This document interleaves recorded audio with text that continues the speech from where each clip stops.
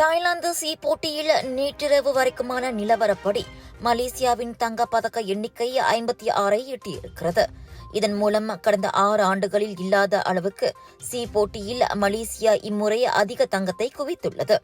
2019 Philippines C போட்டியில் 55 தங்க பதக்கங்களை வென்ற நிலையில் இப்போது அதைவிட ஒரு தங்கம் கூடுதலாக கிடைத்துள்ளது.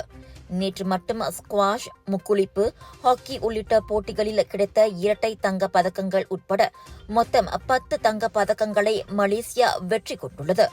இதன் மூலம் பதக்க பட்டியலில் சிங்கப்பூரை முந்தி மலேசியா 4ஆம் இடத்திற்கு முன்னேறியிருக்கிறது. தங்க பதக்க இலக்கு எதுவும் இல்லாமல் மொத்தமாக 200 பதக்கங்களோடு நாடு திரும்புவதே தேசிய அணியின் இலக்காக இருந்தது. இந்நிலையில் இதுவரை 229 பதக்கங்களை வென்று அந்த இலக்கை மலேசியா அடைந்துவிட்டது. அதோடு கோலாலம்பூருக்கு வெளியே நடைபெற்ற சி போட்டிகளில் இதற்கு முன் மலேசியா ஆக அதிகமாக வென்ற பதக்கங்களின் எண்ணிக்கையான 216 முறியடிக்கப்பட்டுவிட்டது.